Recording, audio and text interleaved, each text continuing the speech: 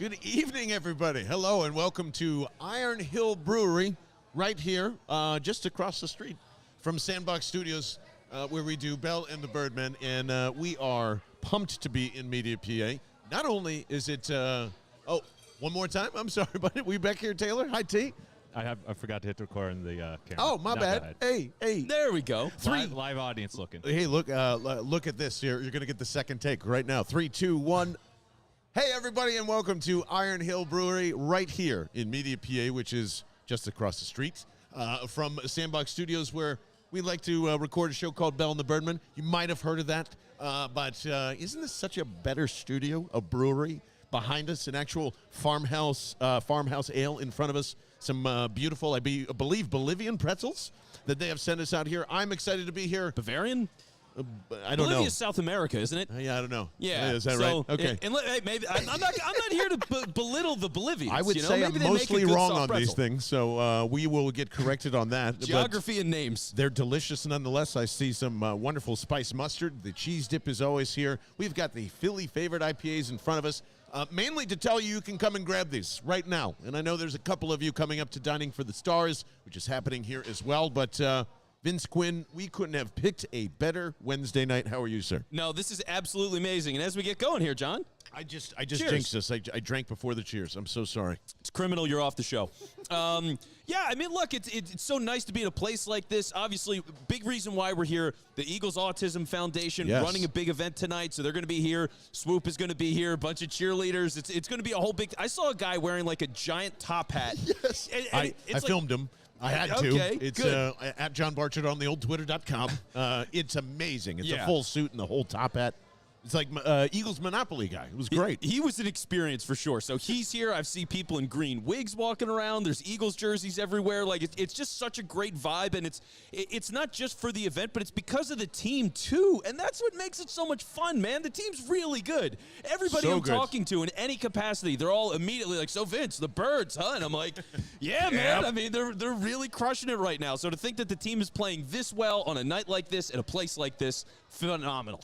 Yeah, it is awesome, and we can't wait to talk to, I believe, Ryan Hammond from the Eagles Autism Foundation, who runs the ship over there, does a fantastic job, and we carry that flag proudly on this show too. So tonight, along with all the great things that we're going to talk about with the Philadelphia Eagles, we're going to eat a lot because 20% of everything that we eat tonight is going to go towards the Eagles Autism Foundation, and you can always just do that anytime you want to. Just go to the Eagles Autism Foundation.org. I believe that is correct, or just Google it if that's incorrect. And they take donations every time, and it's something that you'll probably hear a lot of us doing throughout the season. But this is the other thing that we're going to talk about throughout the season now, because yes, Vince Quinn, coming up to week 1 and week 2, I'm thinking we're going to see a lot of great things. But this team won't be, put together. It won't be a smooth engine, and there's been some bumpiness. We've gone over that, but they're talking about Eagles-Bills Super Bowl after 2 weeks. You are absolutely right. They have gone from dark horse to favorite in 2 weeks of the regular season being here. How are you feeling about that? I feel pretty good. All right, I feel pretty good.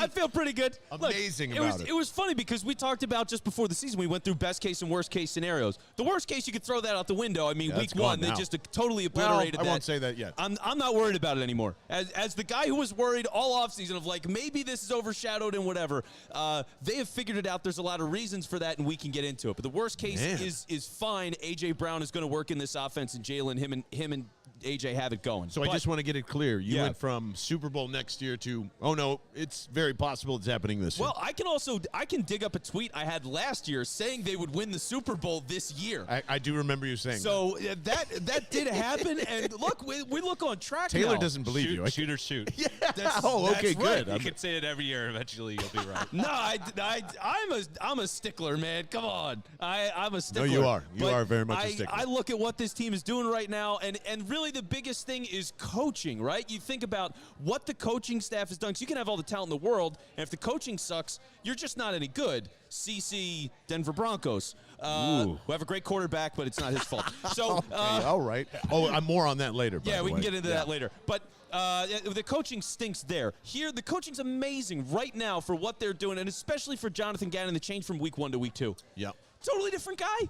Would you know it was the same guy coaching the team Nope. from week 1 to week 2? Because I sure didn't. Well, there's still big problems over there, personally, to me, in the defense. But in terms of being able to finally express what you've been trying to preach, teach, whatever, and the secondary looks really good in the process, yes, I'm going to bite on that, Vince Quinn. Yes. And there are people that I think would even be reluctant to say how amazing Jonathan Gannon was that night. For sure. But Nobody wants to say it. Urge you to go back and watch that again if you can. Find a way. But yes, like if that, and this is what I said in that best case scenario. If this, what you were trying to sell me, what was it, a top 10 defense or something like that, a Yep. top 8, 7, something like that. Top 5 even. I said if it gets anywhere near that, then we're talking about your 15-2.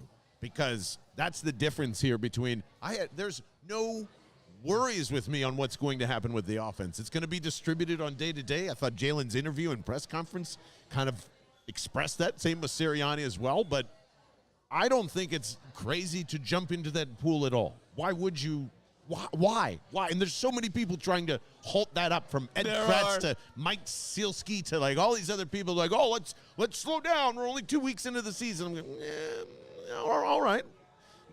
You're seeing everything like come to fruition. What else is there to figure out, really? It's just about how is this team going to get better? And I don't see suddenly it's going to drop down to the last bottom of the barrel of the NFC East. Yeah, no, it's absolutely not going to happen. Like, you look at some of the teams around the league and somebody that they're playing later in the season. Look at the Pittsburgh Steelers. Really fascinating little thing going on there if you have not seen this. So Matt Canada is their offensive coordinator, and Mike Tomlin is not happy with what they're doing at all. They already asked him about it, and he was like, yeah, I'm not going to rush to judgments week 2, but like, I'm really not happy is pretty much what he said. So their offensive coordinator is on notice 2 weeks into the season.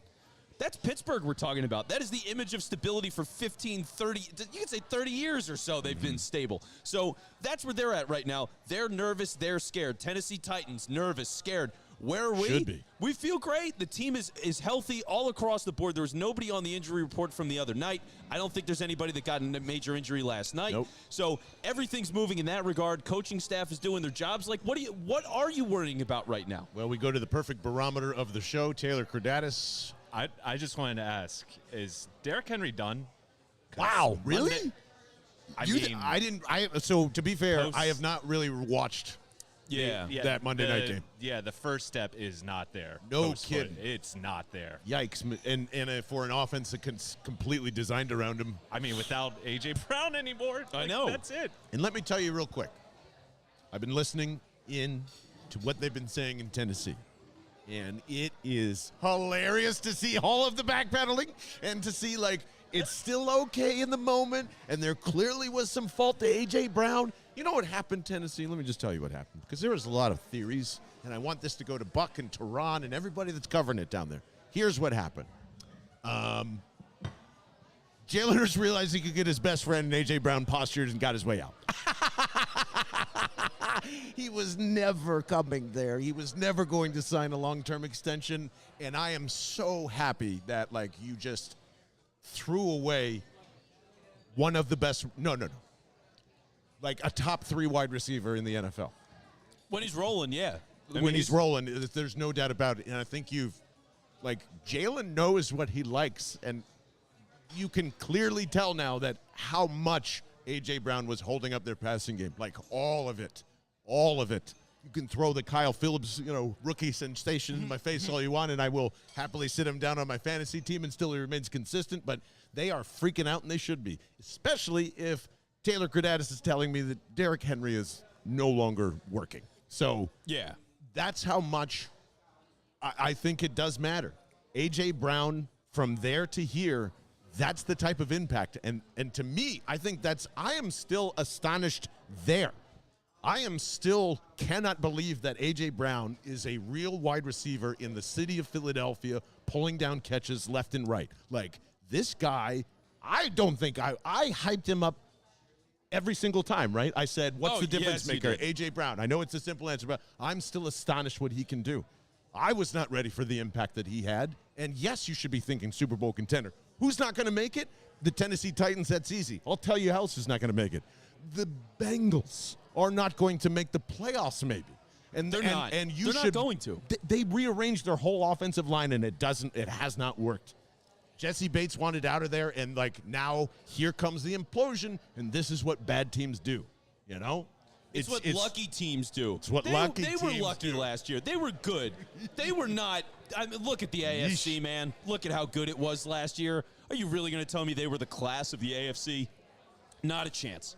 Not a chance. Just shows you how good Joe Burrow was. They didn't play the Bills. The Chiefs had a terrible half. They were on a hot streak. The Raiders had blown it the week before. Like, they just rode a good wave, and they were a big play offense. Good for them. It's not sustainable. That's showing now. Burrow is on track right now. I think it's to get 110 sacks this season. Get him out of there.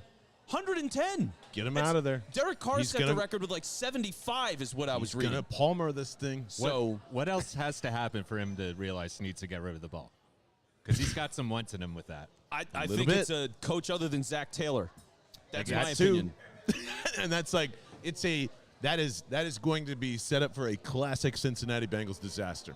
They have no idea what is in front of them. And that's the same thing as the Titans. Those are two franchises who have never elevated past, well, I mean, for the Titans, like 2000, but for the Bengals, like 1988. Like, they are still – that's why I appreciate Howie Roseman. Like, all of this stuff. Yep. I will put his feet to the fire when it feels ever appropriate, and it feels like almost every single day. But, you know, at the end of the day, at least they recognize when they messed up and when the NFL is turning, and none of these teams have done that. I'm honestly surprised the Bills have sustained what they've done, to be honest with you. I thought they were impressive. Just going to be the same way. No, it's really amazing what they've done, because think about this.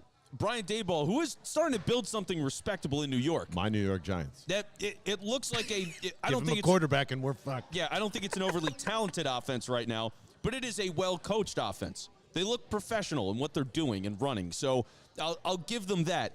But looking at all the stuff that they've lost then that goes with that, you know, you lose the guy that's your offensive coordinator. He's one of the architects of the offense, Sean McDermott, defensive head coach. Well, now he's over there. He's naturally bringing people from his staff. I would imagine he signed a couple of Bills players, like whatever. It's just all that stuff happens. So to do that, lose that, and immediately still be the best team in an insanely loaded conference. And, I mean, they don't punt. They've punted, I think, one time now in the last 7 games. Oh, my God. Once, including playoff games. They've had one punt. It's not possible. It doesn't happen. So, like, that is complete domination. And it's on every side, right? Because it's offense. Obviously, you keep going down. You're converting. You're getting points every time. Defensively, you're getting these short fields to create opportunities to go and do that. You're not always going from your own 20. You're not catching the ball at your own 10. You're not pinned at the 2. You always are going to have at least decent field position. And they're making the most of it every single time. Like, it's unheard of to see an offense operate at this level, a team operate at this level, especially with the loss of Daboll. It's crazy. Yeah. Oh, yeah. It is. That Ken Dorsey, man. I guess. Well, and who knows? It's whatever he left. They're running the same offense. It's, you know, you can get your own identity on it. And what do you think of that? Like, that's been the hype of, like, the last couple of days here. Kyle Brandt, speaking of which, I think he's been our favorite person to say on this show for like the last 2 days. Thank you, Justin Jefferson. Was already, you know, saying like he wouldn't be able to handle an Eagles-Bills Super Bowl or the clash of that or whatever it is. Man, I think that would be the best Super Bowl of all time. Forget what happened on the field. Like the lead up to all that would be fun, evil, everything. It's just like it would, everything you could ask for. You ever seen The Purge? Like, that's for 24 hours. Yeah. There's just no laws in the whole country. There's no laws. We can all do whatever we want. Every table gets slammed through. Like, it's just what it would be. It would be amazing. Yeah, I would love to do that with the Bills. In Arizona, too, which is all of a sudden the hot spot for traveling. There you go. Perfect. And we're going there week 5. We are. So that's the next away trip after we go say hi to Carson with 1,000 people. You might have heard about it. That's coming up on Sunday. Very excited to do that. I can't wait, dude. Oh my gosh. I can't believe it's happening now. And neither can I. We actually have 1,000 people in all these buses, all you can eat, all you can drink in Washington. Like, that is insane. And I am, along with Vince Quinn, tomorrow morning going to take down 3 pallets of liquid death down to Maryland. Yeah, we're driving down tomorrow. Going to hang out with some Lucky Cat and some other good stuff there, including possibly, some of this good stuff in front of us here at the Iron Hill Brewery, and we'll let you know about that. But regardless, this is the type of momentum that we need. As a fan base. Taylor, you heard that? As a fan Taylor's base. yep, You didn't even let me finish my sentence. It's unbelievable. I don't have to. That was great. That's all I need. This is the type of momentum that we need. This is what are we dropping off? And this is the Philly favorite right here, John, which is right in front of us. By the way, if you do come up and you're watching this live, this Philly favorite, any of these 4-packs, you're walking out with it. So that and a $50 gift card to Iron Hill, can't beat that. So seriously, come up and say hi before 7 p.m., and we will be here doing this. But momentum as a fan base is we need this win in Washington, and then I think everyone's on board. I think it's just that little hump. We've answered has Jalen Hurts improved week 1? Yes, check that box, right? And to get where Vince Quinn is, you needed to see the Vikings, and you need to see him throw, and you can check that box. Now, here's what I think everyone's worried about. You're going to go down there. There's 1,000 of us. We've been hyping this thing up all offseason, and you're going to lose. And I'm going to tell you why that's going to be almost impossible.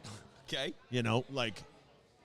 Here's the pushback from the Mike Sealski stuff and, the Ed Kratzes and saying stuff John like McMullen this. as well was a big one today. Well, and that's, McMullen's always been like that, and I respect him. Sealski the same way. I respect all of that. I get it. But here's why you always just dig a little too deep and overthink yourself, right?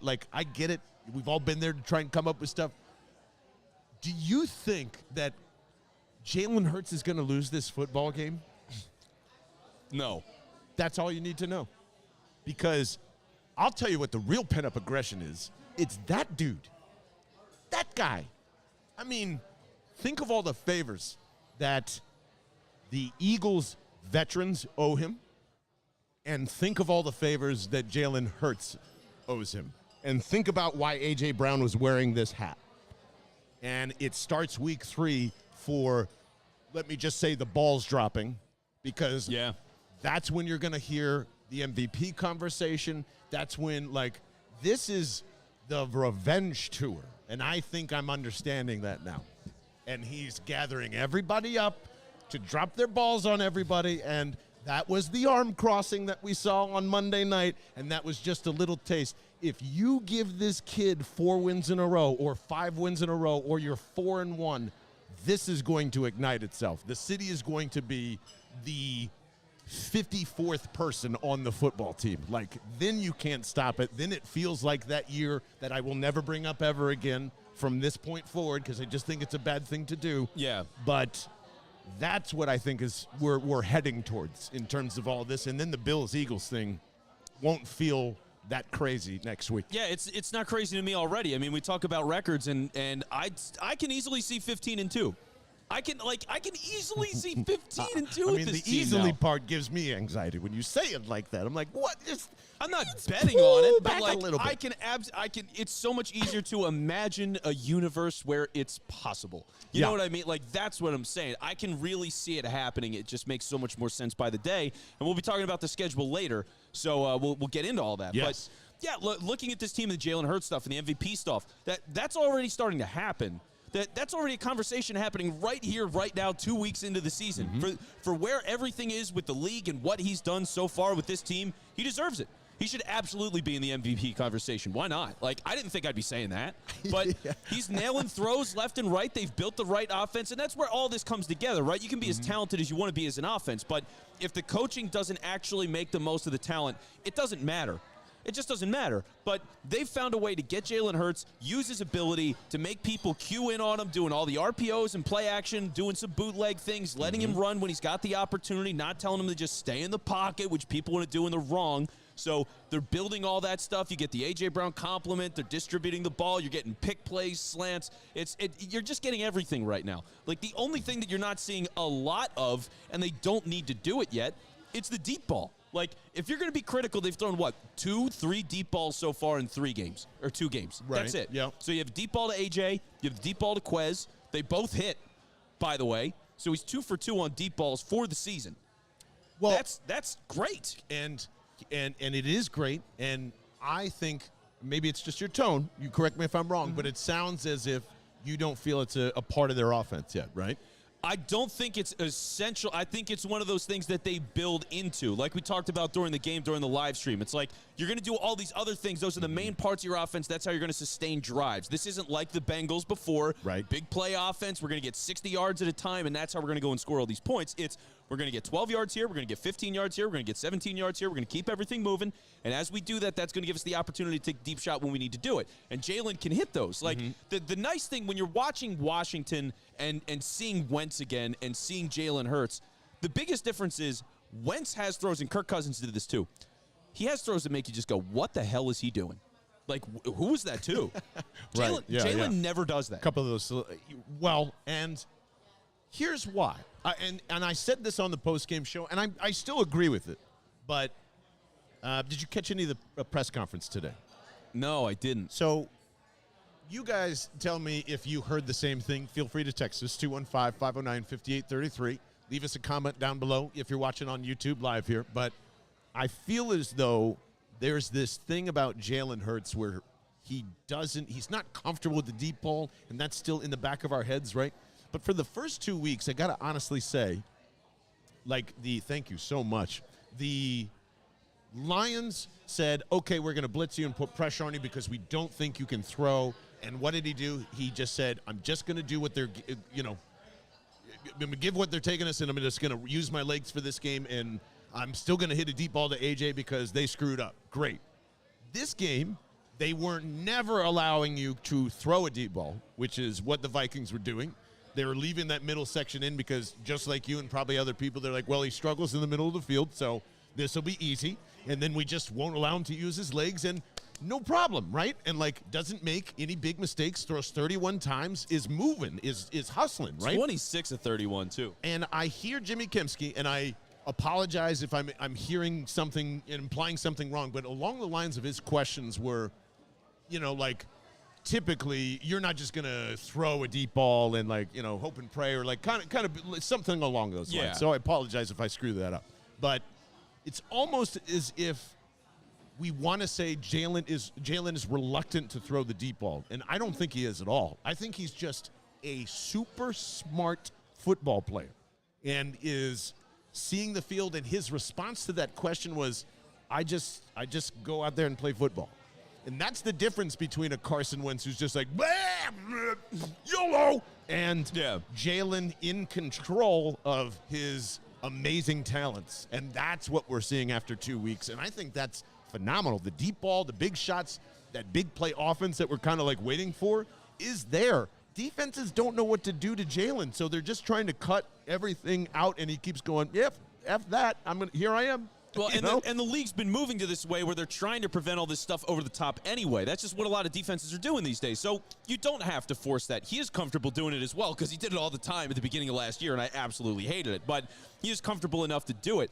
And I think that's where all this stuff merges too, right? Like when you see talent and coaching come together, because I watched a little bit of Jacksonville, I watched that How's week Doug one doing, game. by the way? I mean, he's got some fun stuff going on, which is fair based on what he did when he was here. He had good moments. It's just going to be a question of, does he have those feels during the game, which I think he lost later, was he used to have those moments where he'd be like, all right, I'm going to call this wonky play here, and it's going to crush on a 2nd and 6, and we're going to gain 25 yards, and then there's some momentum, and you start getting things broken open. He lost that for 2 or 3 seasons. But for right now, he's doing okay. The thing is, when you watch Trevor Lawrence, the one thing that I've noticed is his receivers aren't that good.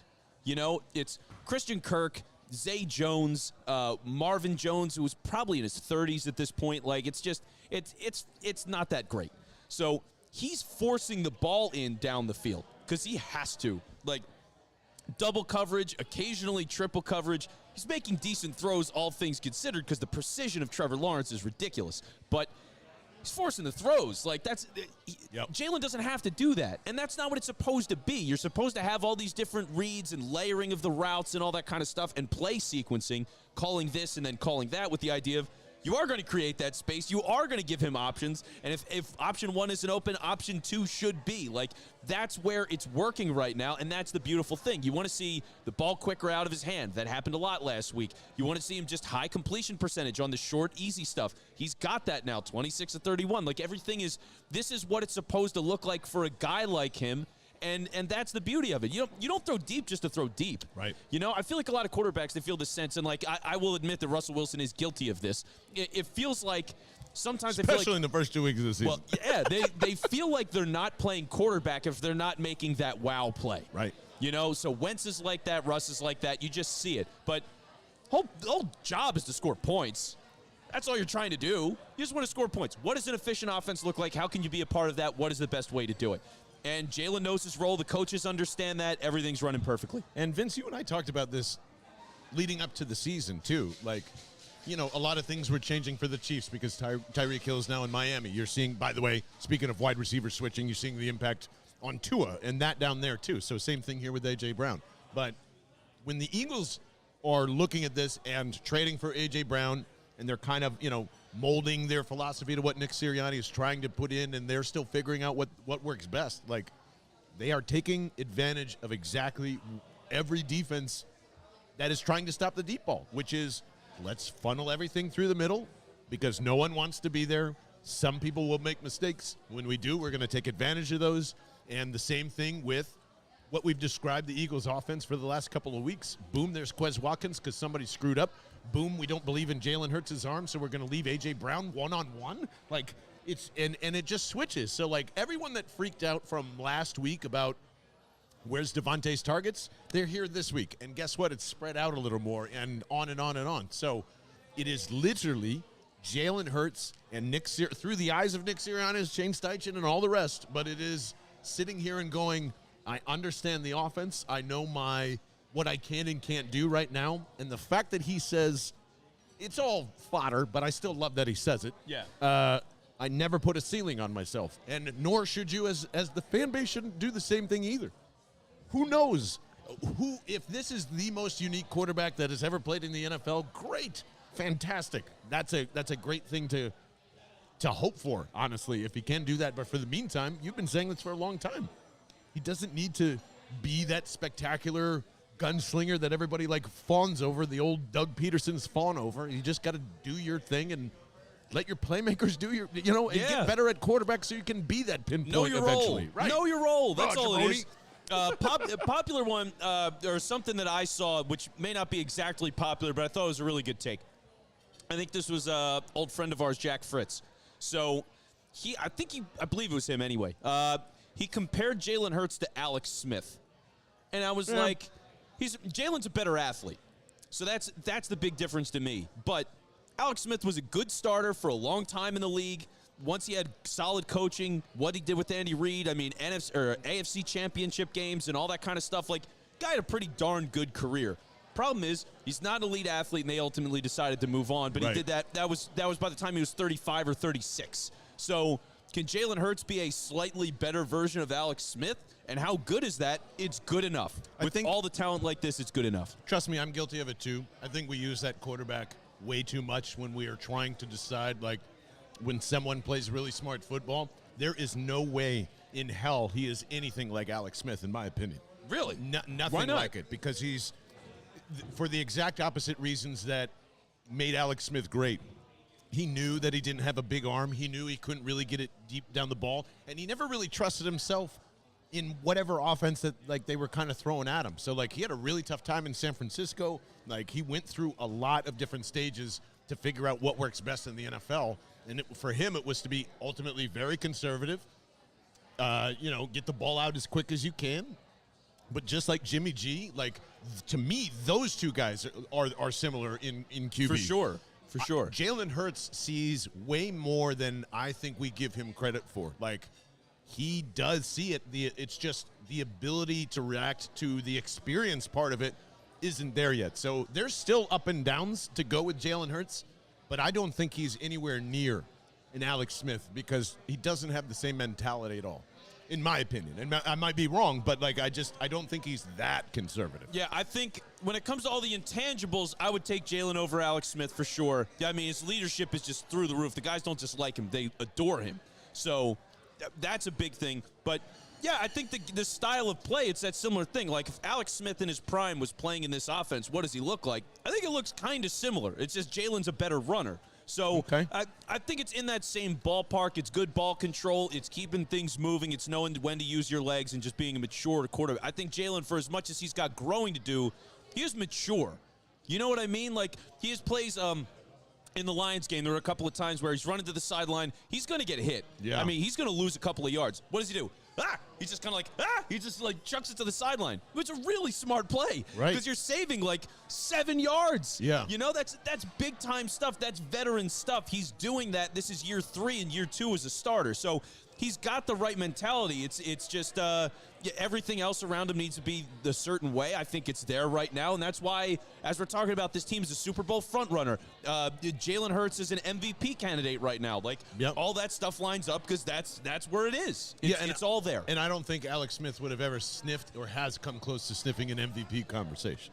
And I guess that's my point in all this is like he is so much a superior quarterback than I think we give him credit for. Like, in terms of, to me, like right now, if you had to pin me down, if Lamar Jackson was coached his entire life by his dad, that's what Jalen Hurts is. You know, like I think it is very much that. And what's up, pal? You know, what do we got here, my friend? What's the get up?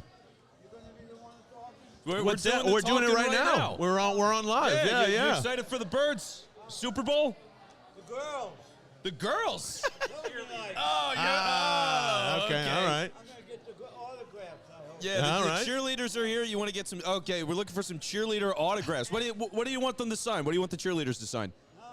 My shirt, anything. Awesome. Anything. Okay. All right. Which? Hats made and everything. Yeah, he's got a giant. For those of you who can't see, you're hearing on the podcast. Giant hat. Did you make this out of duct tape? How did you make this hat? It's huge. Made shirts that I'm well known up here. Okay. Well, so well known. How are you known? What's your name? My name is Thomas Kaepernick. They know me. Thomas Kaepernick. Kaepernick. Kaepernick. All right. Okay. Thank you, my friend. Well, we love the hat. We love the flag. And there'll definitely be some good luck, cheerleaders right over there, my Good luck friend. getting some autographs tonight. All Go right. Birds. Where are you? I don't know. We don't know where they are. My name's the Bird, Joe Girl. Yes. Well, He's you an got it. Eagles fan Yeah. for the women. That's All right. right. I That's respect right. it. Make a hat for them. Okay. All right. Yeah, I mean we don't know when Yeah. they're coming. I would figure they All know right. that you'll be here. I can That's guarantee you that. They're ready for you. So, all right. All right, Well, my yeah, friend. go keep an eye out. Oh, yeah, if you want to, yeah. Oh, There you nice. go. You got the Eagles Eagles pants, pants we there, got- too. Nice, man. Awesome. So Make them all. there you go, handmade. Well, You'll love to see it. just as All right. probably handmade, honestly, as, yeah, we're going to keep doing the show. Is that okay? Yeah, we All gotta right, get my back friend. to the show. All right, good luck. No, all right. Go ahead. Yeah. Thanks. Thank you, my friend. Have a good one. Go Birds. Go Birds. So it's handmade as, you know. Am I allowed to, they cheer, but can I cheer someone? Oh, yeah. Right. When they come in, we're going to do a big cheer. Yeah, you can cheer whoever you want. Yeah, on this one. Yeah, absolutely. We'll do a big cheer on there. Oh, you doing an Eagles cheer here? You want to do a quick Eagles cheer? $2,000. All you Eagle fans, stand up and holler. Yay! All right. There it is. There they are, my friend. One more. Absolutely. Let's do one more. Warm up. Here was the broom. Come on, Eagles. Boom, boom, boom. Woo! Awesome, my man. Thank you so much, man. Great work. I So- thought we were going to get a little Beastie Boys. Yeah, I like, thought it was girls, something. Yeah, I think it girls, was- girls. Anyway, That's not the Beastie that's Boys. Valley That's Crew. Valley Crew. Yeah, whatever. He just found Well, out. He just found out who the Stooges were. Oh, that's very Yeah, true, too. We outside shouldn't of rely on the Three Stooges. which are right in front of us, actually. Stooges 1, 2, were and okay. 3. There you I go. was into the Stooges. They were good. right, Cannibal Corpse, no. We'll get there. I'm not listening to That's Cannibal a Corpse far ever leap again. You from can't the make me Stooges do to that. Cannibal Corpse. Yeah. So, not a far leap, though. Again, that's the type of fun environment that you can have here. The Iron Hill Brewery, we're just hanging out. The Philly favorite IPA is in front of So Vince. good. If you're watching YouTube there, and if you're just listening to the deliciousness, you can just hear the tongue twister off of my mouth, and that's how good the beer is tasting right now. So And the wings are phenomenal. wings just got dropped. We've got pretzels here being taken care of very well, just like every lunch that we come. I mean, like, we are here a lot, to be honest with you. We are, and just to prove it, like, they don't just hand out, the King of the Hill cards here. These are authentically bought, and we're here all the time for lunches and stuff because the beer is amazing. The Philly favorite, if you see it around your local pub, they have great deals, especially while Eagles games are on. So it is, $5 to $4 beers there. And like I said before, it's awesome that she's here already. And I was honestly expecting her a little later, and it's even better that she's here now. Ryan Hammond, who is the cream of the crop of the Eagles Autism Foundation, and make sure that all the we'll move in a little here. I'm sorry. That's my fault, Ryan. Sorry. That's okay. There we go. Welcome. How are you guys? We're doing so well. Great night, dining under the stars. This is Iron perfect. Hill, raising money for a great cause. It couldn't Amazing. have scripted it any better, honestly. 2-0 Eagles. Go 2-0 Birds. Eagles. That's right. We're in the middle of hurt season, so Yes, we are. I love that. And what are we doing specifically tonight with the Autism Foundation? So we recently launched EAC 2023. Obviously, our Eagles Autism Foundation fundraising is year-round, and this is just a great way to kick off the season, work with community members who really want to make a difference, and 20% of all your checks tonight can support Eagles Autism Foundation. So this is a weekly thing that we're doing for a period of time at Iron Hills, kind of across the area, but just a great way to connect with the cause. More importantly, talk about the birds. And Jeffrey Lurie, his personal connection inspired him to let us be a voice for the 1 in 44 affected by autism.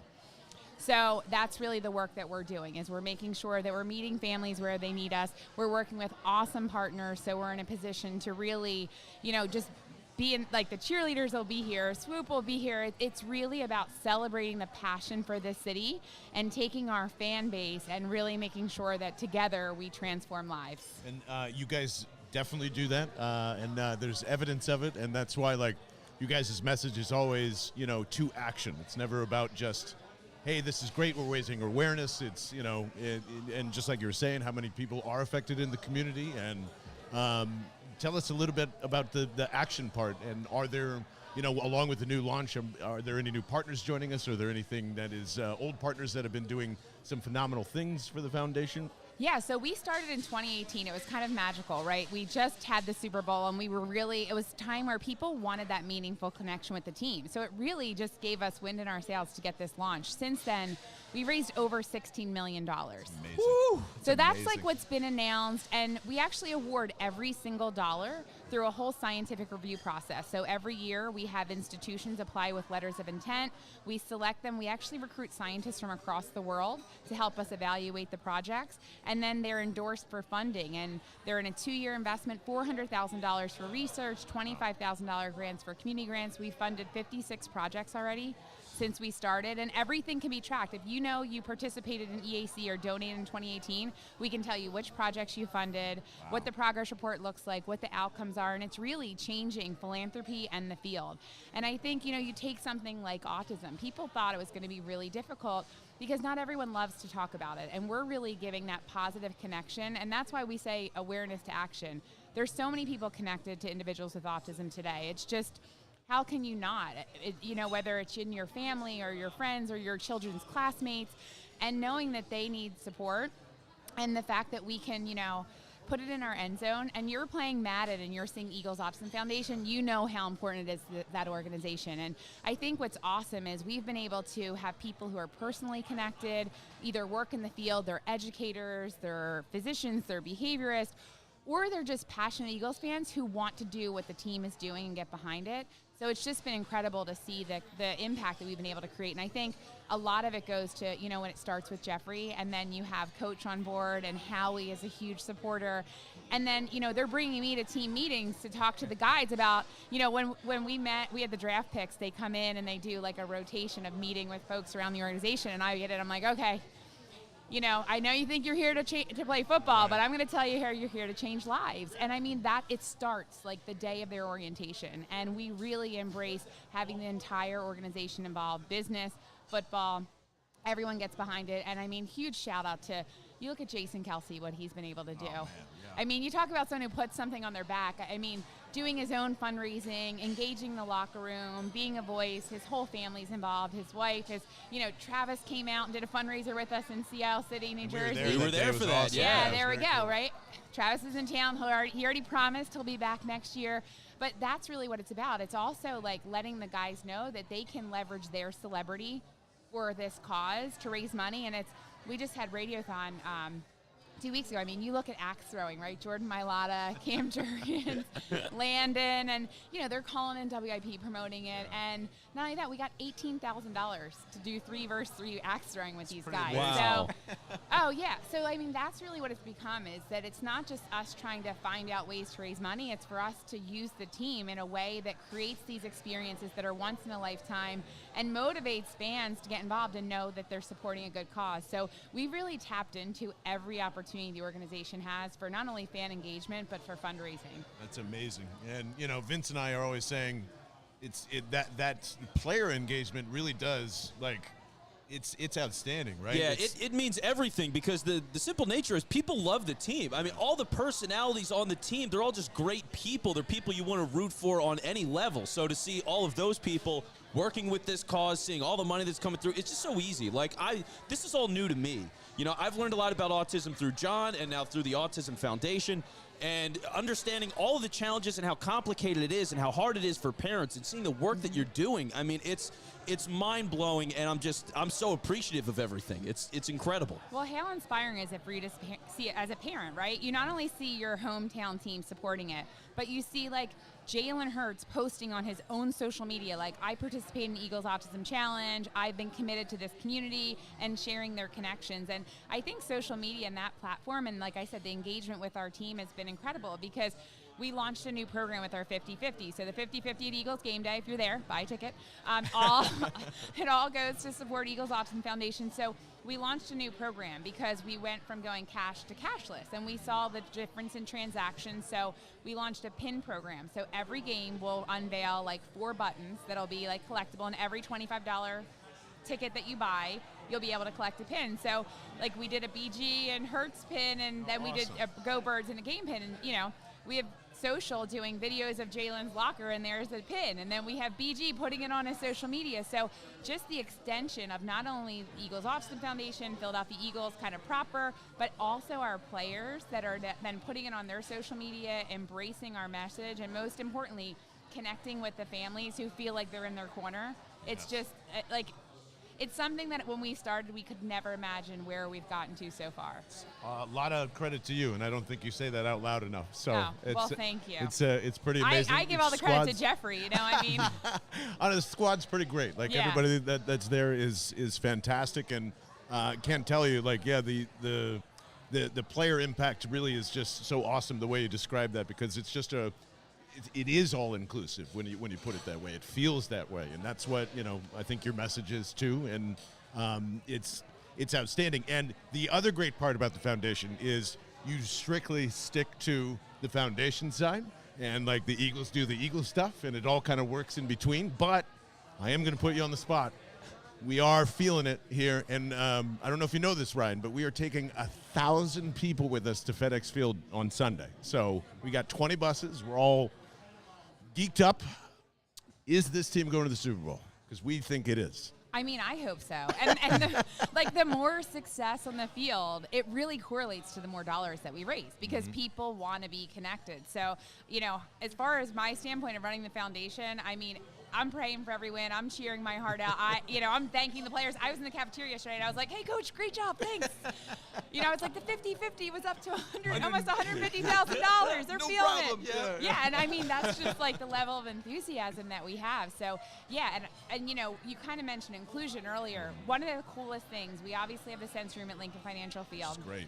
I don't know if you guys know, we launched an inclusion program within our employment program. So we now have over 10 members of our game day staff that are on the autism spectrum that we support out of Eagles Autism Foundation. We're continuing to grow that, working with like the Rita's stands, hopefully the Philly Pretzel, their new partner, get them involved. Lincoln Financial started a program in their offices. Obviously, Wawa, they're a partner. They're doing it in their stores. So it's awesome to see that. And then we also evaluated everything we do as an organization. So our football clinics are all ability. So we're providing visual schedules and training to all the people participating. Our cheer clinics are neurodiverse participants with their peers, and just the kids club. Everything that we do comes across the foundation, and we're looking to make sure the resources are available, whether it's visual schedules, access to sensory space.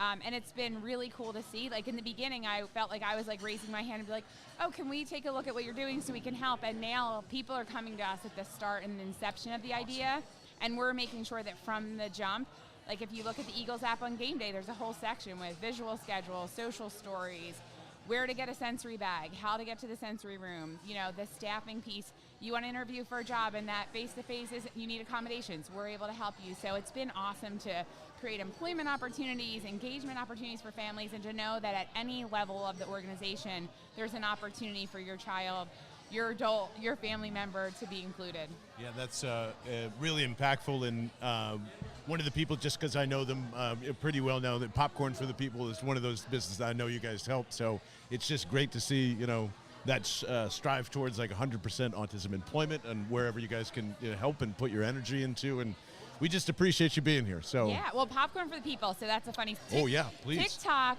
made the trend of over COVID, I swear, send everyone your wedding invitations. Yeah. So we started getting all of these wedding invitations, and we actually decided let's use Popcorn for the People to leverage and write a note to say hey, thanks for inviting the Eagles. We hope it's poppin', and send them a bag of Popcorn for the People and attach it to the mission of our organization. Yeah. Knowing that we're able to help support that employment initiative. Popcorn for the People, started by a dad, wanted to find a solution for his son, scaled it, helping so many people. We have big plans for them in the future. We're obviously selling them in their product in the stadium. Cookies and cream is my shout out. That's the best kind. All right. Gotta try that. Switch up my flavor. Yeah. Right. And then just making sure that we, people it's awesome when I go to visit someone on game day in their suite and they have the bags out and you're just like, this is magic, right? Yeah, this is it. And then if they don't know the story, but they just happen to buy it, and you can then give them perspective of what they're actually doing. And then the next time they have 10 bags because they're I got to help the people. Right, yeah. So yeah, it's been awesome to have those types of relationships, and that's really what it's all about, is we raise the money and we invested in the community, and we're really focused on, when it comes to our community programs, it's independence, it's advocacy, and it's access to support. So whether it's early intervention, whether it was during the pandemic with telemedicine, we funded translators for non-English speaking households who needed services, travel training, building a garden, all of those things that are really going to help people live their best life. And like I said, meet the families where they are today. And then all that aspiration and research. Our research we treat like we draft players. We're evaluating it. Yeah. We're looking to see what's influencing pharmacological treatment with seizures and things like that. We just had a project we funded that just got a big investment from the NIH and the federal government because we funded their pilot study to get them to that place. So it's awesome to see as time passed that the investment of our fans, of our families, of our community is really making a difference today, but also tomorrow through that work. I gotta say that just because you see it a lot of times, celebrities will have organizations and whatever, but it's a full authenticity. You care so much about this. It's so overwhelmingly evident. All the little details with just the Eagles as a whole, like you said, with the app and the way the players show up and investing every dollar and making sure it's going a certain way. It just feels so good just from the side of when you're giving the dollar, knowing that it's really, truly going to people that want to make the most of it for everybody that really needs that help. It's just incredible. It's incredible. Well, Thank you. Authentic is a perfect word, because when I talked to Jeffrey about coming to the organization and launching Eagles Autism Challenge and obviously then Foundation, I said, we can't just hold a fundraising event for the autism community. Like, we need to be authentic. We need to weave it into the fabric of who we are as an organization. And it really was like those little details, like I mentioned, like the end zone having the foundation and then it being in the Madden game when you played it.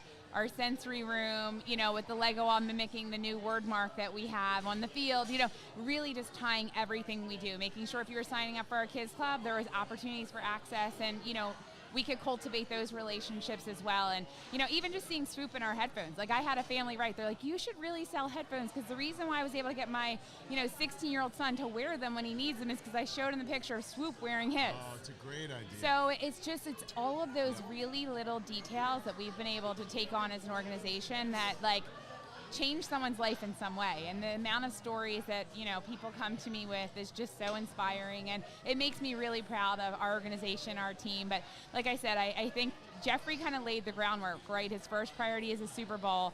The second is to make this part of his legacy as an owner in Philadelphia. And I think he's definitely done an awesome job. Oh, my God. An amazing job. And, again, using his own personal experience, and a lot of this is from that. You mentioned popcorn from the people. It comes from personal experiences. All of us that are in this community always just are like, well, time to bootstrap it up, figures the next thing up. And you guys help so many people kind of guide that. And we know that there's a few people across the street that are trying to do the same thing. So we just love being around people that are helping, people change lives, especially in this community. And the sensory room has been incredible for a lot of people to open that up. And if you're unfamiliar with that, I mean, like, it just depends on what kind of, where you lie on the spectrum in terms of, like, sensitivity. So there might be... Well, not only that, like, we lead with autism, right? Mm-hmm. Autism is our driver as to why we established the sensory room or the inclusive employment program and the supports there. But just this recent game day, we had a woman who was having a panic attack because of the crowd and our guest services staff brought her to the sensory room. She sat in a beanbag. She's like, I just need to calm myself down. She totally de-escalated, texted her friend, was able to meet up with them, and we're able to support those individuals as well. And I think if we didn't have this commitment to autism, if we didn't start with inclusion, this person with post-traumatic stress or, so many people that we create access for. So if we start with meeting the needs of the autism community, so many other people's needs are met as well. And that's again, like, it's just such a game changer. See, she's so much better at it than I am at saying it. So that's why we just stick it with that. And Ryan, we can't thank you enough for, first of all, inviting us here to hang out and just enjoy this event. And happy to come and support and, of course, eat great food and drink beer while doing so. So thank you so much for your time today. Thank you so much for having me. Go Birds. Go Birds. Good luck in Washington, too. Thank you with your very trip. much. Yeah. And quickly, shout out where, if people want to donate right this second, where can they do that? So they can donate at eaglesautismchallenge.org. They can donate at eaglesautismfoundation.org. Oh, there we go. Visit our website. Yeah, there's so many ways you can give. You can come to Iron Hill and have dinner, and 20% of your check will go. EAC, you can sign up. We actually have a matching gift right now with Five Below, so every dollar that you donate, if you're an EAC participant, will be doubled. So awesome. A great way to double the impact and meet your fundraising goal, and we're so excited for, what's to come. And like I said, let's keep winning. Let's keep the 50-50, numbers climbing. Let's keep Coach Sirianni saying, all right, Ryan, in the gym, in the cafeteria, right. wherever, yeah. I'll share a sneak peek of the pins for next game, because there'll be 4 pins each game. Our player pins, so we started with Hertz and BG, and we are having Slay and Kelsey this game. Good yes. And there'll be a game specific, and we'll also have an Eagles Autism Foundation pin. So get to the stadium, buy your 50-50s, collect all 4. And do it before Doug Peterson collects all of them, because I feel like he would come up from Jackson. I don't know what I'm trying to say, Ryan. I'm sorry. No. Listen, Doug's a great guy, and he was a huge supporter of the cause. He used to take his skills to the golf course and bet against other coaches. And Sean Payton called me one day. He was like, Doug gave me your number because I own $5,000. And I literally was like, okay, you could send it to Eagles Autism Foundation, and I would apply it to Doug's card. So Doug was definitely a great friend to the cause. And when we brought Coach Sirianni in, I came to meet with him shortly after he was hired. And it was weird. It was COVID. No one's in the building. I came in to meet him, and he was like, okay, what do I need to do? And he's like, all right, I'll do that and more. And he's kind of been that way. He's super intense. And when I talked about Radiothon and experiences, I was like, all right, Coach, do you want to have lunch with someone? Do you want someone to come practice? He goes, no, I want to compete with them. So literally, like, his radiothon item was like, is playing ping pong, playing like basketball against him, like letting him kick your ass. Sounds very I Nick love that. Sirianni, Yeah, and I very so, much like you it know, too. Yeah. it's amazing. Awesome, Ryan. Thank you again so much, and stop by anytime. We would love to talk about the Eagles Autism Foundation anytime. All right, thanks, guys. Thank Yep, you so thanks. much. Go Birds. So just again, Eagles AutismChallenge.org and all those wonderful places. And if you missed any of that, we will always eventually have a link after you probably hear and listen to this on the replay. So bellandthebirdmen.com if you missed any of that. And not just here in my life, but like I have met so many people via Eagles fandom and via the autism community combining that it's incredible how many people that they have changed their lives. Shantae Davis, big shout out to you because I know you're part of that, and she does a lot for this community as well. So just amazing to realize, one, how big it was, and great that the Eagles are like full force with this thing. Yeah, So, I had no idea about any of this, really. I mean, I had like, there was one time I can think of in my life before we had gotten together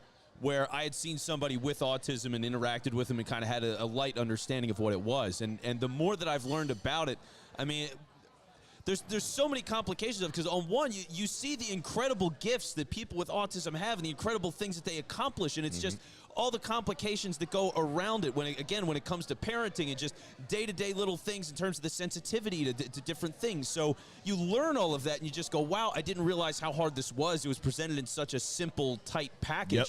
But there's so much more to it. And again, everything Ryan said just blew my mind. Yeah. I mean, it's crazy. And what she they're is, doing. don't let her fool you, she's amazing. She freaking is, the best person of all time running the wheels over there. So, more importantly, towards what we're trying to do all the time, and, I appreciated that she kind of said, as long as they keep winning, it means more money for the Eagles Autism Foundation. That's good enough vibes for me.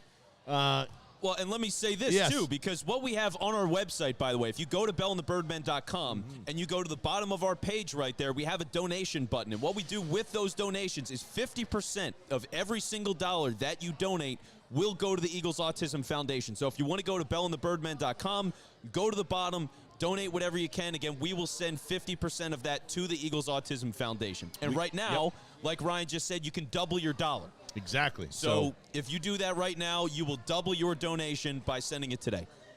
And that is a 50-50 that is always there. It will always do it that way. And, just another great event to carry the flag one more time here, too. And we always recommend donating to the Eagles Autism Foundation for those exact reasons that we've been talking about here. So I think it is almost... Yeah, man, how do I put this, Vince Quinn? It's like we're going through this huge transformation. And it's crazy to me that from where this team was a year ago to like everyone didn't think Jalen Hurts could read a defense. No one was going to catch a football ever again. I'm sitting here yip-yapping about Miles Sanders, and it's just like, poof, it doesn't exist. Now it's just like the details. And when everyone knows there's stuff to clean up. It's the first 2 weeks of the season. It's just the potential of this team is in the dance to win a Super Bowl, and there is no doubt about it, and everyone is on the same page, and I think that freaks everyone out. Right? We're back to that same old Philadelphia crap again. They're like, oh, they're too good. It can't be this good, right? Yeah, no, it's kind of the state we're in. It is funny because for me, I am getting excited. Of course I'm getting excited. Are you kidding me? Like, this isn't quite, it's not quite the Panthers game in 17. It's not that, but there could be a moment like that along the way. You know what I mean? It's like I'm starting to really believe that this can be an actual Super Bowl winner, and it's really cool to have that kind of feeling because what happened that year, it was all these guys that you didn't expect that came into the team started to click. And that's what's happening in enough places right now. Like, We talked about Marcus Epps a lot. I had no idea what to make of it. I bitched about safety all offseason. What happens? Marcus Epps ends up being good for now. Yep. You know, they've added Chauncey Gardner-Johnson. We're going to see where he goes, but I like what he brings to the table as a player. Kaiser White has been really good so far, coming in as a linebacker that we didn't have expectations Still for. hasn't been traded yet by Howie Roseman, so all things are good. So when everything is starting to move in that kind of way, you know what I mean? It was just like that's what happened that year. They were healthy. All the guys that they signed just happened to hit. The coaching was good. It all came together, and they won the whole thing. Is that going to happen this year? Obviously, it's a long way to go, but all the signs from the beginning of the season, they're as good as they can be. Yeah, and like it's to me, there is no like, where's the regression part, or where's the hey, what's up, Patty? There is Pat from the Nosebleeds popping by. Being wonderful. Thank you so much. Oh, look at all these wonderful samples that we Yeah, keep and getting what do here. we have here? What's Yeah, what? This is the white lager. And it's coming with nachos. Yeah, we've been eating wings and Bolivian pretzel sticks. Bolivian, And, yeah. no, Bavarian. Bavarian. Just I having can't fun. even believe that came out of my mouth. It's so good. So, yeah, I mean, and shout out to the staff at Iron Hill who's just been filling us up with good. beer and delicious food. And it's been so much fun to sit You here gotta all get in day these and pretzels just here. have a good time. Yeah, have a pretzel stick, man, please. I downed one of those as soon as we sat down pretty much. I just, like, piece by piece, you got some cheese, you got some spicy mustard. So it's all phenomenal. But that's what the early, like, all the people that are hesitating, this is the whole point of the early stage of the season. That's Right. what all of this is for. You're trying to evaluate, all right, what is the coaching strategy for the overall season? Do they have a good idea of what this is supposed to be? Are they making the most of it? Are they not? They're making the most of it right now. You can, like, I don't know what, I'm a nitpicker to some degree, and I can't nitpick. I can't do it. It's not, there's nothing there offensively. I don't have it. So the only other thing you do is you look at the defense now and figure out, okay, how can they get more? And, like, I'll say this. If you told me 2 weeks ago that what we would be talking about is whether or not the defensive line can put it together, I would not be worried. I wouldn't be worried. Look at all these guys, all these talented Right. players all up and down. I know it's not working early the way that we want. Like Hassan Reddick, it could come. I can see him going off for 2 sacks I in don't a at game, all, 3 sacks. for the think record. I still think it can happen. So, like, but him, Fletcher Cox gave you some life last week. Hargrave did. Jordan Davis got more snaps, and he was an impact player early on downs. That's a great place to be. Milton Williams still. Like, there's so much talent. Very underrated, by the way, first 2 weeks of the season, Milton Williams. Yeah, so it's just they have so much talent.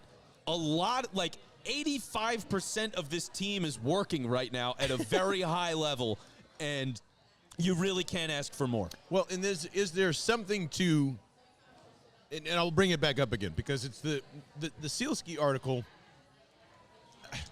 Like, if you want to be worried about this team, what? Like, we're 2 weeks into the season. You just need to see more. I guess. What do you need to see more of? I would like that point to be made, but those points aren't being made. It's just remembering a time like, hey, you remember when the Eagles started out 3-0 with Carson Wentz in 2016, and then it went bad? I'm like, well, yeah, because it was Carson Wentz, and like that team wasn't ready. And now you're 2-0. You're got a hot quarterback. Like, you saw the big jump from year 1 to year 2.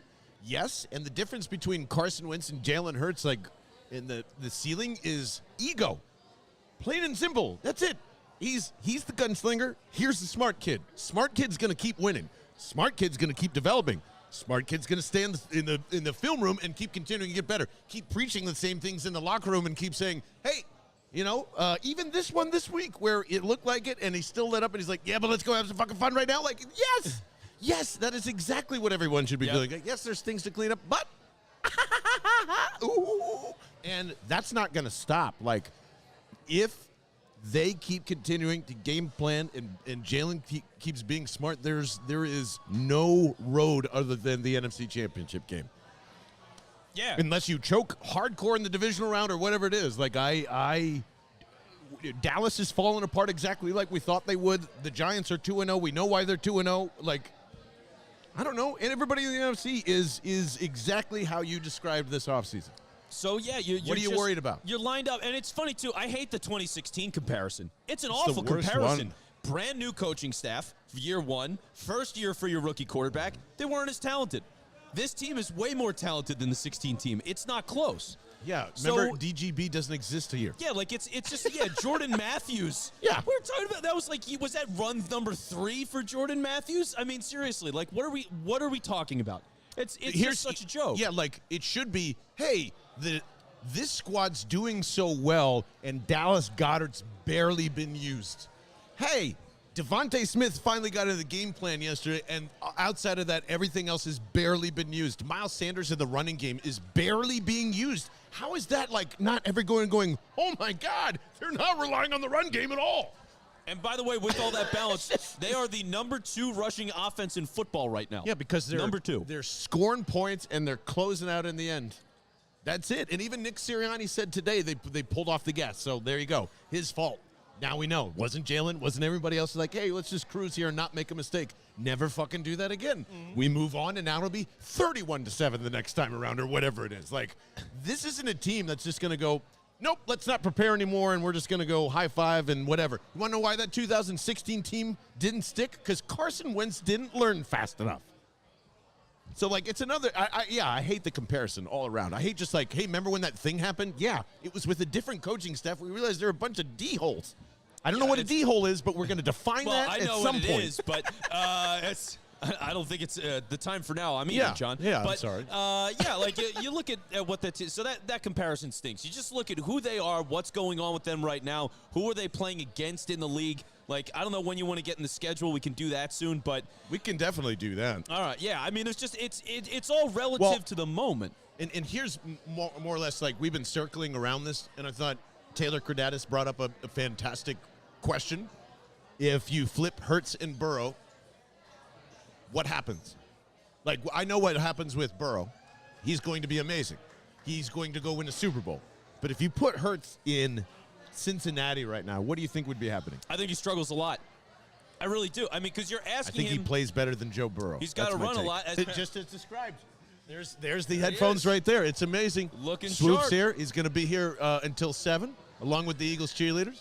If you can't, see us on the podcast, Swoop it's to the 9s today. It's just looking amazing with the headphones. Yeah, and if you're looking for an autograph from the cheerleaders, you have one person in front of you in line.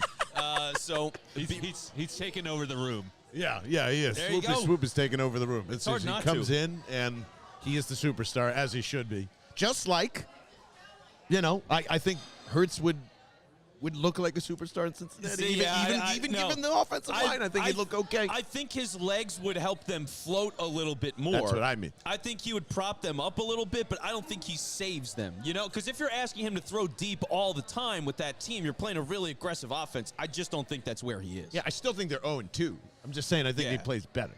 Yeah, I think he plays a little better too. He's like, Burrow's a good athlete, but Jalen's a better runner. It's not close. What do you think, Taylor? He'd look like Mahomes in the Tampa Bay Super Bowl. There you go. Yeah, that's what I imagine. No, just running for his life. Yeah. Or throwing a little Kyler in there too, right? Just like because you have to at that point. Like he's leaping off, like he's about to land, and he's still throwing the ball. Yeah, exactly. So and let's get into the schedule because Okay. I think that'll kind of emphasize the point you've been trying to drive home and like into my brain more or less is. I mean, I want to resist it as much as possible. And I'm even being a hypocrite because now I'm going, you can't say 15 wins after week 2, right? I can say 15 wins after week 2. 15 wins. 15 wins. See, but Pat Patrick O'Leary, was saying. Are you in on 15 wins? He was saying that was his prediction 15-2, 15-2. There we go. That's So, what's up. I think we've got to relitigate the schedule with the remaining 15 games.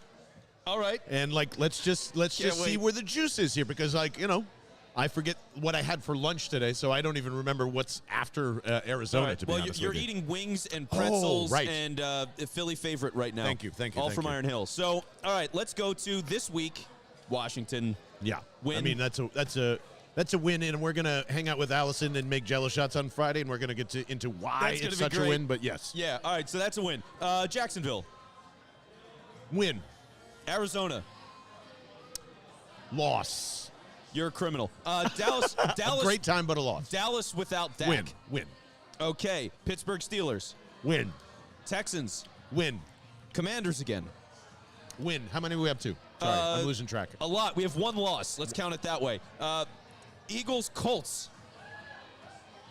Eagles. What am I even thinking about? There you go. and it's funny because I remember you said the Colts were a better roster before the season. So Yeah, right then now, Matt Ryan is a dumpster fire. it so has I apologize. changed. Yeah. Green Bay Packers. Win, All right, Tennessee Titans. win, Giants. Loss. All right, Bears. Win. Cowboys. Loss. Saints. Win. Giants again. Win. It's 3 losses. 3 losses in the next 15 games. You're officially at 14-3. Yeah, see? I told you you couldn't get to 15-2. All right. Yeah, I'll take that. I'll take 14-3 from you. Patrick O'Leary, you okay with 14-3 instead of 15-2? No. He says no. See? Yeah, see? There you go, Pat. Demand greatness, okay? Demand Now- greatness at all times. We don't lose to the Cowboys once this season. Wow. Well, I mean, yeah. There we go. I don't know. You Let's know, I send don't Mike know. McCarthy. If they beat Dallas on Christmas Eve, which leads to Mike McCarthy getting fired, can you imagine? Can you imagine? What That a- would be so wild. And by the way, You don't think? I think that defense carries them a little bit. Like Michael Parsons on Sunday was insane. He's getting Defensive Player of the Year, like second best Defensive Player in the year or in the league conversations Like, now. It's almost like Giannis against NBA players. Like, no, this guy is different than all Everybody. these other guys. Yeah. Like, this isn't fair. I didn't want to believe it either, but Me he's either. He's It's the truth. He's the He's- truth. It just is what it is. the best Penn State. Okay. right. So I'm with Taylor. That's why I think there's at least one loss with Dallas. I actually kind of hope it's at home and we get to celebrate. And by the way, if you want to come with us, like if you want to come and hang out Christmas Eve, phillysportstrips.com/bell, still available right now, especially if you want to come tailgate to any of the things that we're doing. I think that's not crazy, though. I don't think a 14-game win of 14 wins is now out of the picture at all. No, which means That schedule is ridiculously easy. it's really easy. It's a really easy schedule. So if that's where we're thinking now, I mean, this division could be an absolute runaway, and it's Yeah. all about who is it in the NFC that keeps you honest so you're fighting for that 1 seed. Like, you just want to fight for home field advantage through the rest of the way to stay sharp and all that kind of stuff. So who is that going to be? I mean, look, you want to talk about Tampa for a second? Because it's weird down there. It's weird. Oh, it's always weird Bruce down there, Arians baby. is suddenly on the sideline, even though Tom Brady fired him and put him in the front office. So he's hanging out on the sideline now. He's getting involved in all these altercations and yelling at players. Mike Evans just got suspended for a game. They've had injuries like crazy, including on the offensive line, a lot. Tom Brady looks like he's a dead man. Have you seen his face and how thin and miserable he looks? There's a picture going around. It looks really bad. This on the same week where they were saying, oh, Tom Brady's going to take off every Wednesday because, you know, his personal life is probably a mess, is what it sounds like. And then he practiced on Wednesday today. So I don't know what's going on in Tampa. I don't know what's going on with Tom Brady. I don't think any of it is good. They've been getting by on the defense more than the offense. I think that thing's going to crater sooner rather than later. So Scotty Miller thinks he can get away with fighting Lattimore. Is that right? yeah, he's didn't out of see his. that? He was having. Scotty was having a game, right? So he Yeah. must have been feeling it. He's like, let me go after him. I think he's out for the next game for suspension. I know Oh, Evans is. Yeah, Or, that, I'm sorry, Evans. Yeah. yeah, Evans- okay, yeah, that's yeah, absolutely. Like that is probably one place I would start to look to pick off is the Bucks because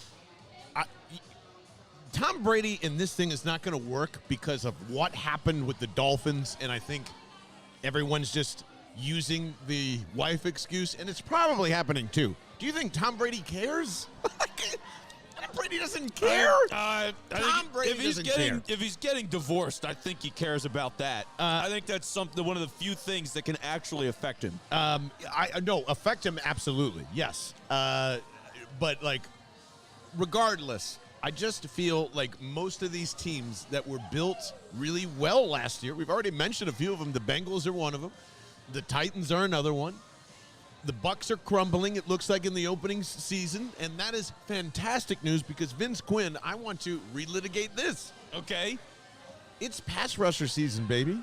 That's all this is. And I want to look for the best pass rushers now on the Bucks, on the Bengals, and everyone else, the Titans. I know they have some. And if they're really going to reset this thing, like, you know, the Bucks have to make a decision on whether they want to go and tank and go get, you know, whatever quarterback comes out of this this draft, and I'm sure there's a couple others who are thinking that way too. I would probably hope that the Rams crumble at some point too, because they don't really look the same. The Cardinals are another one. I know you've kind of thrown out, or somebody's thrown out J.J. Watt. which I think is hilarious. That's pretty funny. But I mean, I'd take him. I would not. I would take I think him. he's poison. Depends on the price. But for the same reason, Russell Wilson. Go listen to the other take him. podcast for that. But I think it's all about that. I think it's nothing but pass rushers, and that's all I think about. If Josh Sweat is your best one right now, that is it's great for him because he keeps improving, but it's not good. Yeah. It's not strong enough. It's like having just Devontae Smith right now. Yeah, and it's tough because Von Miller signed a multi-year deal with the Bills, so you're not getting Von Miller. You can't And just the Bills roll are going that. to the Super Bowl, so Yeah, they are. So he's going to stay put. But yeah, some of the other teams. I mean, honestly, you could look Broncos, at Pittsburgh. sorry, forgot to like, mention them. Pittsburgh just got lucky too. T.J. Watt. I mean, you're not getting T.J. Watt. That'd be insane. But he's got a torn pec, or he's at least missing significant time. They're not doing very well. They might not make it to the playoffs either because Baltimore's probably going to win that division if I had to guess. Yep. So with everything going the way it is, maybe there's somebody on Pittsburgh that you could pick up. Like there's going to be a lot of that to discuss, and that's the nice thing right now when you consider the Eagles' options. Salary cap stuff has gotten better. They have some space right now. You got 2 first-round picks. You can get whoever you want. You just can. Middle of the season, if you're doing it, any player that's on an expiring deal, you can get anybody you want. So, and that's because for now it's let's get a pass rusher. Through just reality of the season, there is a chance that somebody gets a significant injury. You can go replace that injury and just keep on moving. And this team can afford a major injury or so. You know what I mean? Like they're so talented, and that's why you try to stock the roster as much as you can. And that's why you try to do it in that window before the quarterback's getting paid $45 million or whatever they're going to make, because you want other players on the team. So the Eagles are built for that. They're ready for it, and it's a beautiful situation to be in. Yep, between the draft capital, the cap space, they can do, like you said this, but they can do anything that they want right now. Like, I actually think because of Epps and all that working out, that's exactly why you can pour more things into major resources. You can overspend if you want to. Like, if we are gearing up for that, 14 and wins, 13 wins, anywhere from 12 to 15, I mean, this team is buying. And unless, and maybe some of the smarter draft nerds can help us out here too, unless there's somebody in the 2023 class, D-end or D-tackle-wise, that is just, absurd. You have to hold on to one of those things. I am firing the barrel here. I'm going full aggressive Howie Roseman, and what else are you waiting for? This is it. I have never seen another simpler window into the Super Bowl other than what we're witnessing right now in front of us. It's as wide open as it's ever been. The NFC's terrible. Yeah. It is objectively terrible. It is a god-awful conference. So you got to take advantage of it. Speaking of god-awful, this is something I only saw the headlines of, and I need you to explain it to me. I remember talking to our good friend Brian McKeon a long time ago about Kenny Golladay, and his line was, Kenny Golladay is a good enough, great enough wide receiver to be a franchise guy, or Daniel Jones, or whoever, and apparently after the first 2 games with Brian Dable, which tells me everything you need to know about Kenny Golladay, if you can't hang out in that offense, there's an issue with you. What was his meltdown today? Yeah, so Kenny Golladay had a little bit of a problem. So here's what happened. They were talking to him. He played 2 snaps this week. 2. Wow. Which, for a guy that got a 4-year, $72 million contract, that ain't good enough. Not great. So they asked him, Kenny, are you thinking about a trade? And he's like, well, I'm not going to comment on anything like that yet, which is his way of saying, yes, I'm probably going to be asking for a trade at the deadline. That should be the case. Then Denver Broncos, obvious choice, right? Well, I will laugh all throughout State Street. Has an injury. I don't know how bad it is. I know KJ Hamler missed a game last week, I believe. So they're going to need somebody. I don't know, maybe. And Russ likes to chuck it, so Golladay can do that. But yeah, it's they followed up a little bit more of the conversation. So you're not playing much, and how do you feel about that? And he was basically like, I should be playing regardless, which is regardless of a competition for whoever the best player is right now and putting in the most effort, he should be playing regardless. So, not great. Not great. That makes my heart a little warm. Can I make your heart warm with some nachos, by the way? Please. Pat, you want to trade? I'll give you got nachos stick. over there? Do you want any more wings before we move then? So, Patrick, you need to eat those wings. They're I'll give very you a pretzel good. stick and some wings. You guys can finish that off, and then if you want to pass us the nachos. Because I saw those sitting over there. I was like, oh, buddy. Sire, would you buddy. mind a clean plate? Because I want these Yeah, I got Wonderful two right here. nachos. So Fantastic. here we go. Ooh, hot plate. Look at hot that. plate. We're good. Okay. The There right you amount go. of Here's- jalapeno, the right amount of the white crumble cheese, which is totally escaping my mind. Oh, Little blue green cheese. onions. No, Is no, that not cojita. That's probably cojita. Oh, yeah. Is that good how you call. say it? I'm not sure. Cotija? Uh, I tried. I know what it is. it's delicious, and it's going to end up on my plate. Yep. Uh, Oh, yeah, buddy. I'm going to get this last fat Look at guy that. right there. Oh, my God. What an amazing That nacho. is magic. So, again, we're hanging out at the Iron Hill Brewery here in Media. It is Dining Under the Stars night, which means they block off the entire street. You can just kind of go in, hang out, in and out. It's a lot of fun. And, again, there is still time. We're here until we're broadcasting for another 40 minutes, and that means you can get any one of these 4-packs of Iron Hill Philly favorite IPA.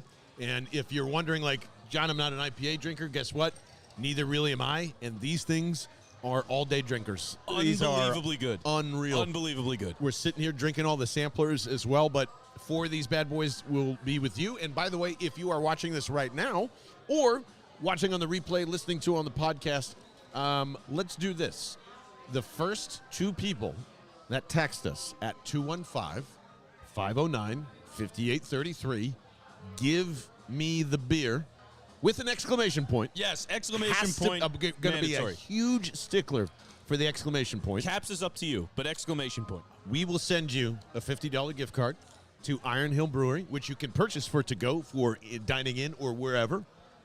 And that's it.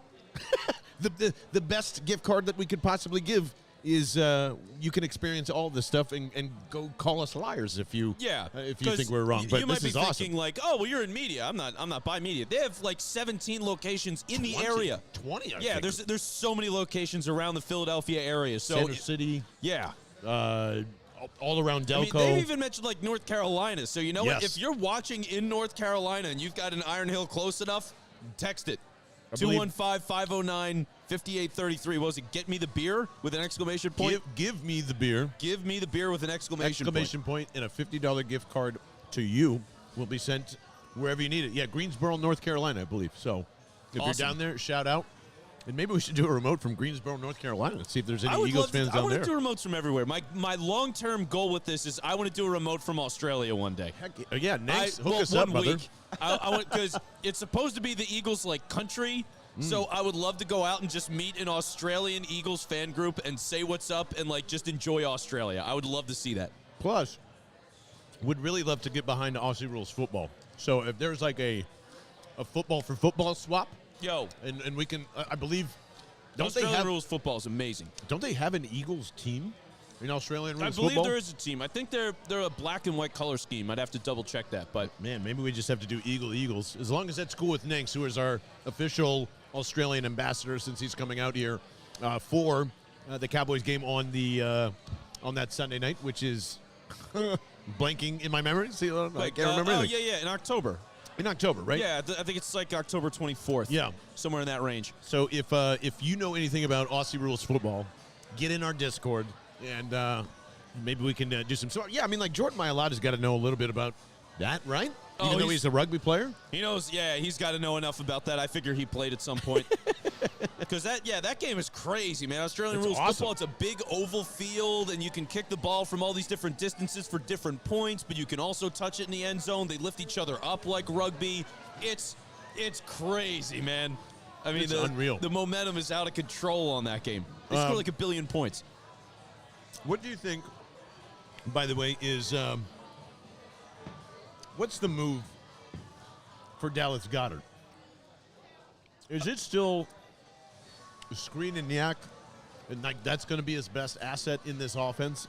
I just wish there was a little more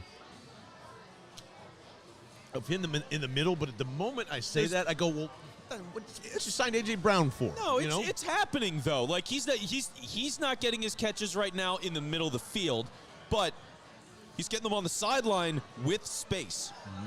And that's the key. Dallas Goedert right now, more yards per reception than any other tight end in the league. He's getting 14 yards a catch right now. It's unbelievable. Yeah, I mean, he's crushing it. And part of that is it's going to be yards after the catch factored into that. You know what I mean? It's yard per reception, so it's everything involved in that catch.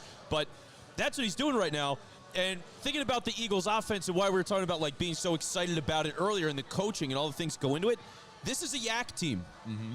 It's just so well built for it. Devontae Smith after the catch, A.J. Brown after the catch, Dallas Goedert after the catch, Quez after the catch. Like, all those guys can make stuff happen. And when you're just scheming all this stuff where they're running across the field and picking for each other and just have a foot or two of space, that's enough to get another 5, 6, 7 yards, and teams just can't stop it right now, and it's a beautiful thing to see. And that would almost make me think the more that you could lean on Dallas for in particular matchups or games or whatever it is, I actually do think the running game becomes more and more limited, at least in the first 2 quarters. Like I think they do have a running game through Dallas Goedert right now. Does that make sense? Like it's part of that extension because it's just a simple flip out to him and then go enjoy the space. I mean, most of it has just been screens. It's awesome. After the catch, because I forget who said this the other day, but somebody was like, yeah, Dallas Goedert is like the perfect blend between Zach Ertz and Brent Selleck. And I was like, yep. Brent Selleck used to truck people, man. He was awesome. Every time he got the ball, it was like 5 different guys would have to jump on him in order for him to go down. So yards after the catch were great, but the movement wasn't quite the same. Ertz is all movement, and so it's this beautiful blend. I mean, what a great second-round pick overall. Oh, just amazing. The that whole Eagles, draft class. Their eye for tight ends is just so absurdly good. Yep. I can't imagine whatever Tyree Jackson is for the times that they've seen him, because they keep him around. I mean, he tore his ACL. They could have easily injury settlement. We'll see you later. They're like, no, this guy's got to come back. Yeah. So I can't wait to see what he's got in store. But like him, Jack Stoll has been really solid whenever they need him for blocking, the occasional catch here and there. Like it's just such a well-built unit. But yeah, Goddard right now he's legitimately one of the top 5 tight ends in football. He is. And I would say this. Watch this over the next couple of weeks, and you just see if it's just like the same stuff that we've noticed before or if it's a little turned up. He is like really pissed off this season. If you notice that, the first 2 games, he is like in whoever is covering his face and like won't let up. He is good. Have you noticed this I at all? have not noticed that. I'm going to go back and watch it now. Fucking chirping like crazy. Good. Shout out to his family that, by the way, came out last on Monday night. I know went to the game, and they kind of, I don't know. It feels like they feel this, like something's on the line here, and I don't know what it is. Maybe it is this, that. It's time for me to be the number 1 guy. Who knows? Maybe Jason and Travis got together and be like, hey, man, you're better than him. Just you wait your time. Or I don't know what it is, but like it just seems like something. But somebody put something into his head this year that you just need to go kill everybody. All right, I'm going to put something into your head just because it's fun. Oh. Ooh. End of his career at some point, Travis Kelce, Philadelphia Eagle. Like, he's like 35, and we're just like, all right, for a one-off, we're going to do this, man. Like, it's like TE2? Yeah. And Dallas is carrying the load? Yeah, like Dallas is still doing it in his prime. You get Kelce on the back end for 1 year just to do it. He wants to come to Philly. I would love to see that. So real quick, I listened to the Travis and Jason podcast. Yeah. Today. How is that going, by the way? It's fun. Is it? Yeah, they have fun. All right. Travis was like, dude, the link is awesome. Whenever I walk in there, I'm getting green. Like, I'm all in. Like, he loves it. He absolutely loves it. All right. Yeah. All right, there we go. Let's get Travis on the Birds at some point. Let me just, what's his situation?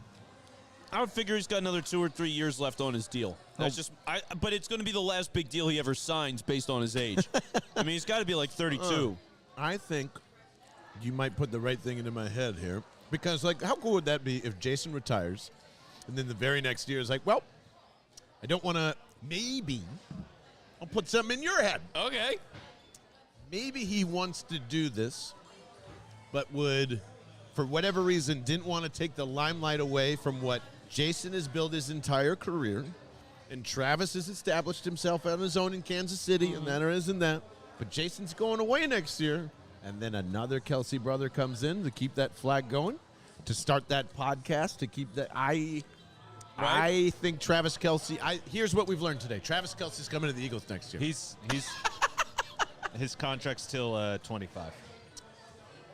Is there any outs in that contract? When's there any hope? when's the dead money tenable? I guess is Money, Kelsey signed a 4-year contract extension. Okay, blah, blah, blah, there's blah. an out. Yeah. There's an out somewhere. There's probably a year. It's a 3-year deal, usually probably the locked last, into 4, right? Usually year 4 you can cut out. Year 5 never exists. All right. For a deal like that, usually based on dead money. Listen, a very good relationship with Andy Reid, even though he did try to originally pawn off Doug Peterson and unfortunately landed him a Super Bowl coach. So I think there's a good relationship there. Yeah. I think there's, obviously there is. Andy's probably going to hang it up soon. Like, once Andy goes, Travis isn't going to stick around. Maybe. I like it. Maybe. Jalen Hurts is the new Patrick Mahomes by then. All right, now let me ask you this: better Eagles brother duo, the Kelseys or Sean and Stacey Andrews? I mean, come on, legends in their time. Still sticking with the Kelsey Yeah, brothers. remember that Stacey Andrews year though?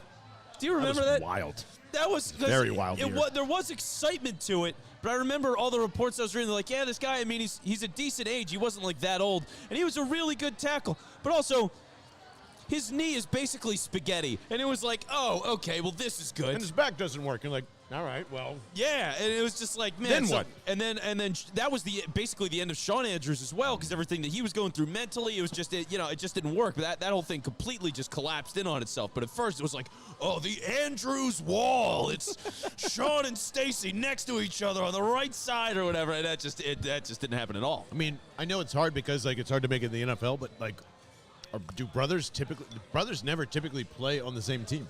It's pretty When it rare. happens, You right? had the Griffins recently in Seattle. Shaquille and Shaquille. Oh, right. I That's believe. right. Which is an awesome story.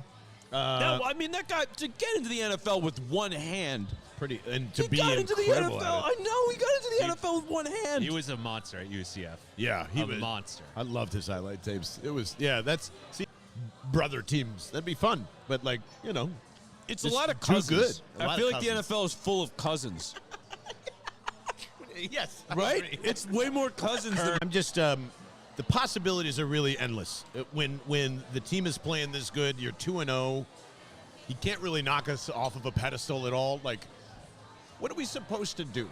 This is the time to dream. This is the time to look forward down and be like, yeah, man, I mean, the next few games on the schedule are probably right now in front of us the toughest between, Arizona, Washington, just because of all the history that's going on between all this crap. Yep.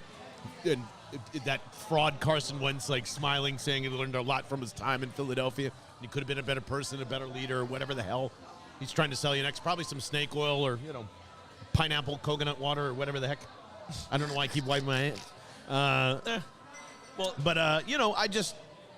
I love where we are in the state of Eagles fandom at this point in time. You know what you do at a time like this, John? Cheers. Salute. Give me one of those. And There we then go. You just. Thank you, Iron Hill.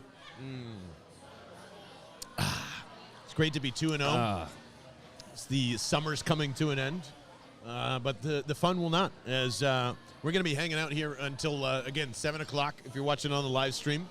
And I'm going to keep continuing to eat all this fun stuff. We're going to crack a few beers. We're going to say hi to some people and go check out the Dining Under the Stars. But we really appreciate you hanging out with us on a random Wednesday night here at the Iron Hill Brewery in Media, PA.